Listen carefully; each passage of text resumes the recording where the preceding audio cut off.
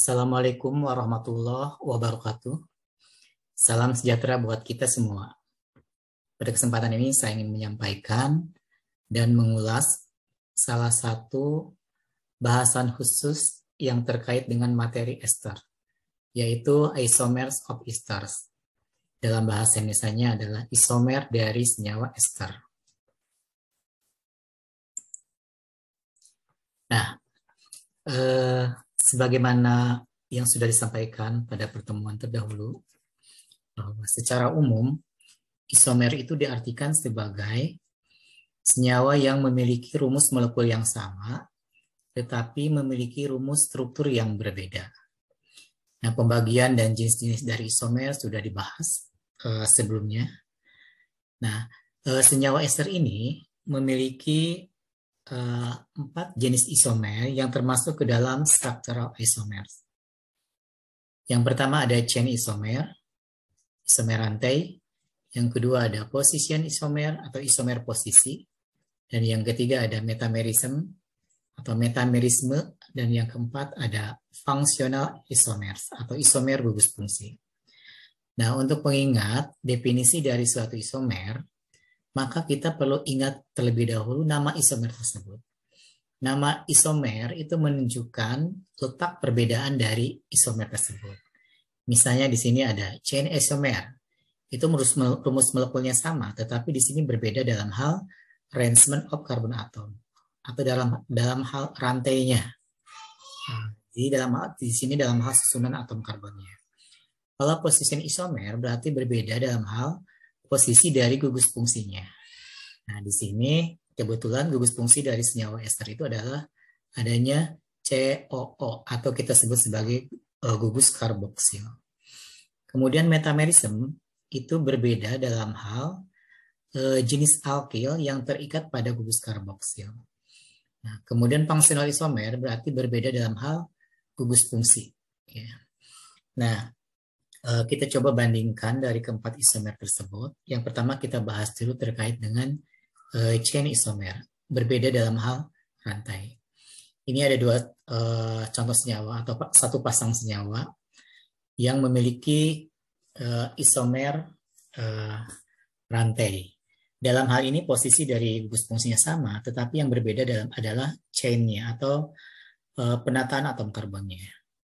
Kemudian isomer posisi, di sini posisi dari gugus karboksilnya berbeda. Atau letak dari gugus karboksilnya berbeda. Untuk yang metamerism, tadi disampaikan adalah terdapat perbedaan alkil yang terikat pada gugus karboksil. Jadi kalau yang gambar yang pertama ini adalah etil dan etil alkilnya. Kalau gambar yang kedua ada propil dan metil. Ini adalah gugus esternya. Kemudian untuk functional group, isomer gugus fungsional itu berbeda dalam hal gugus fungsinya. Jadi ini kedua senyawa ini memiliki rumus molekul yang sama, tetapi untuk yang struktur yang pertama ini ada gugus karboksil. Berarti di sini ada senyawa asam karboksilat. Sementara di sini ada gugus COO atau karboksi, ya. Nah, di sini berarti di sini adalah senyawa ester. Nah, untuk pembahasan terkait dengan isomer gugus fungsional, ini akan dibahas lebih lanjut karena ada hal-hal yang menarik untuk kita ketahui. Sementara untuk chain isomer, position isomer, dan metamerism, itu jarang sekali dibahas dalam isomer senyawa ester.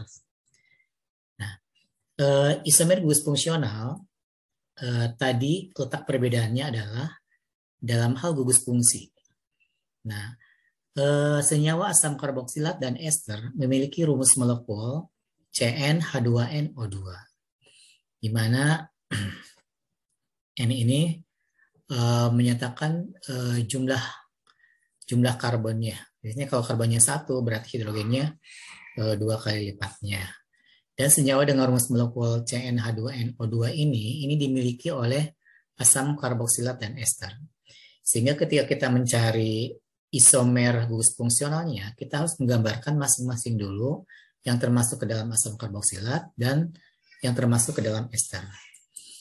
Nah, Ini ada pertanyaan untuk memahami bagaimana konsep isomer gugus fungsional. How many functional isomers are there in the compound with the molecular formula C2H4O2? Berapa jumlah isomer gugus fungsional yang terdapat pada senyawa dengan rumus molekul C2H4O2? Nah, karena kita sudah mengetahui ini adalah suatu senyawa asam karboksilat dan ester, maka kita harus mencari isomer dari kedua senyawa tersebut. Nah, kita tahu bahwa asam karboksilat itu memiliki rumus molekul rumus struktur RCOOH. Sementara ester RCOOR. Nah, yang membuat mereka memiliki isomer adalah adanya gugus alkil yang bisa diubah-ubah, diganti. Ya, sementara di sini gugus karboksilnya dia tidak mengalami perubahan. Sementara di ester itu ada dua kemungkinan alkil yang bisa dirubah, yang terikat dengan gugus karbonil dan yang terikat dengan oksigen. Atau ini yang berasal dari alkohol, yang ini yang berasal dari asam karboksilatnya. Nah, kita cari dulu asam karboksilat yang memiliki rumus molekul C2H4O2. O2 itu ada berapa? Nah, ini struktur yang pertama ya, CH3COOH. Ada lagi enggak? Ternyata di sini untuk yang C2 dalam asam karboksilat itu hanya memiliki satu struktur. Untuk di ester juga ternyata yang rumus molekulnya C2H4O2 itu memiliki satu struktur. Sehingga kalau kita jumlahkan, ini isomernya ada dua. Satu dari asam karboksilat dan satu dari ester. Kalau kita ingin mencoba memberikan nama, maka struktur yang di asam karboksilat itu namanya adalah ethanoic acid dan atau acetic acid. Sementara yang di ester, metil metanoid, metil ester, dan metil format. Kesimpulannya, asam karboksilat memiliki satu isomer, ester satu isomer, dan total isomer ada dua isomer. Paham ya untuk C2H4O2. Berikutnya, bagaimana dengan senyawa yang memiliki rumus molekul C3H6O2? Sama seperti tadi kita gambarkan, asam karboksilat dengan rumus molekul C3H6O2. Kalau asam karboksilat lebih gampang karena di sini gugus COH-nya selalu di ujung.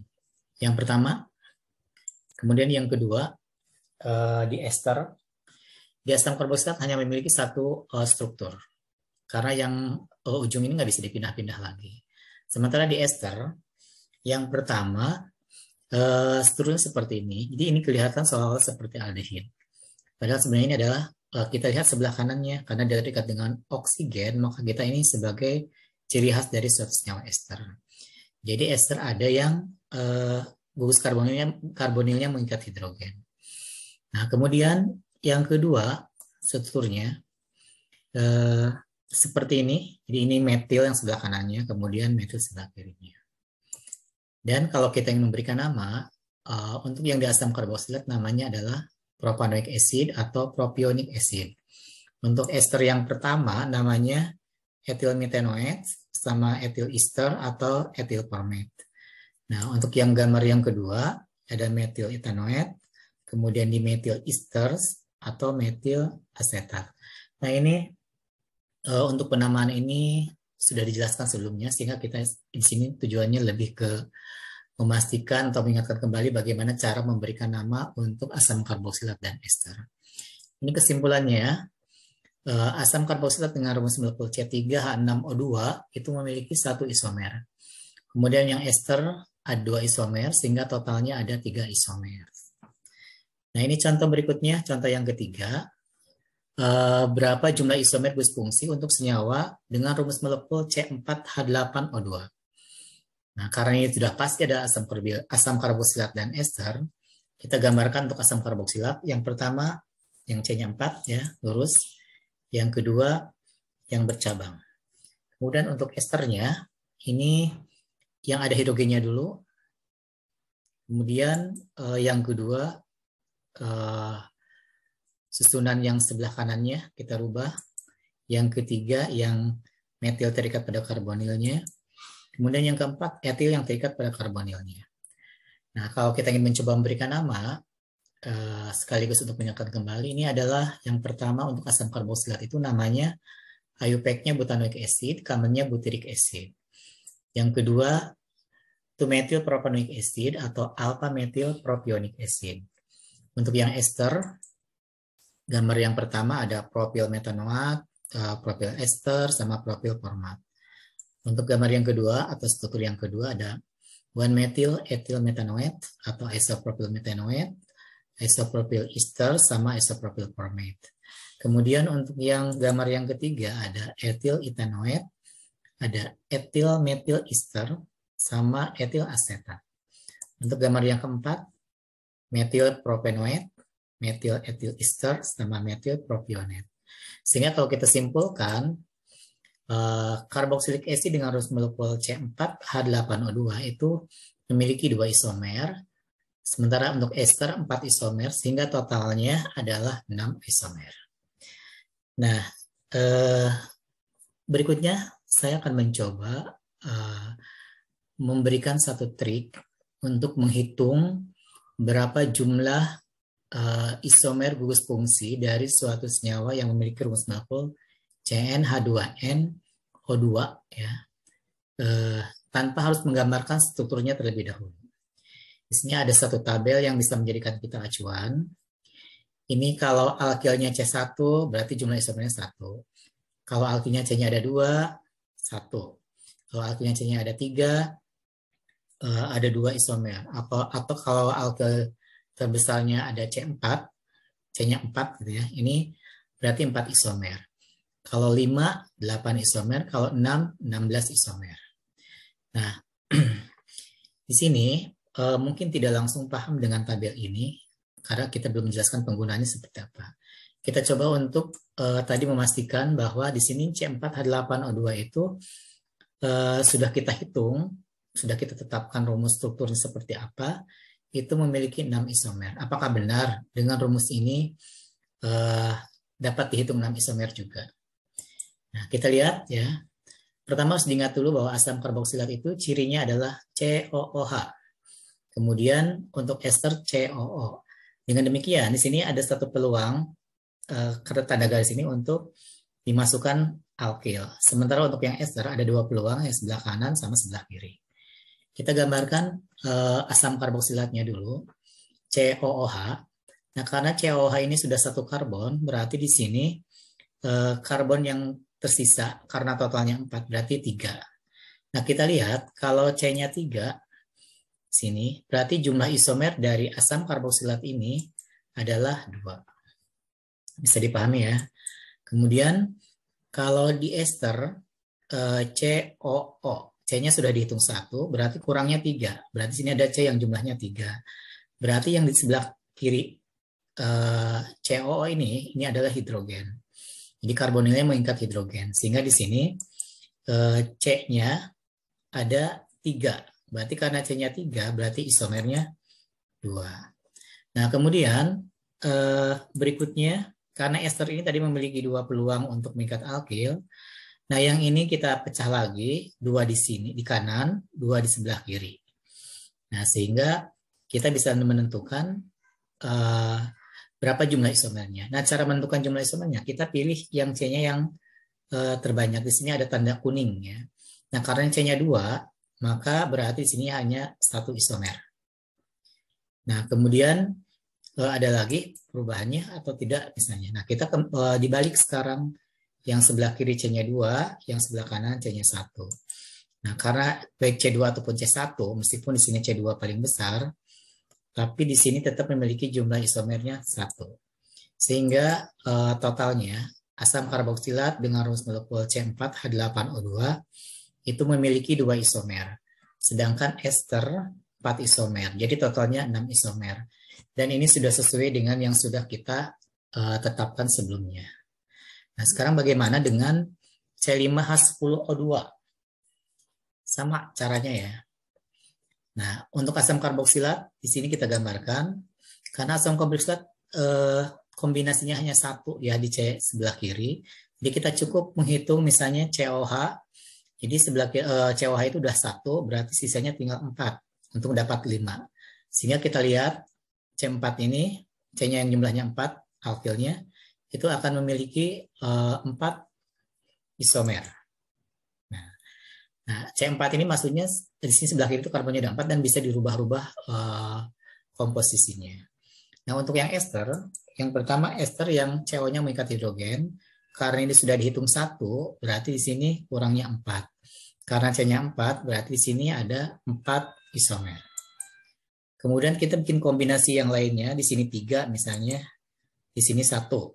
Nah, yang terbesarnya adalah 3. Kita lihat untuk yang C-nya 3, ada 2 isomer. Kita rubah posisinya, 3-nya sebelah kiri, 1-nya sebelah kanan. Berarti di sini ada 2 isomer lagi. Kemudian berikutnya, komposisi berikutnya, kiri dan kanan karbonnya 2.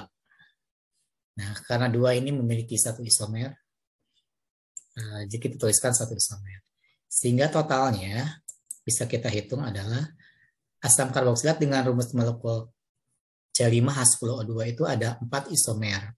Untuk esternya ada 9 isomer, sehingga totalnya 13 isomer. Kalau tidak percaya, kalian bisa bisa menghitung atau bisa membuktikan apa benar 13 isomer. Untuk isomer gugus fungsional dengan rumus molekul C5H10O2. Nah, ini ada pertanyaan bagaimana dengan C6H12O2. Ini bisa dihitung dengan cara yang sama, ya. Nanti kalian coba coret-coret, kemudian bisa dikonfirmasikan hasilnya.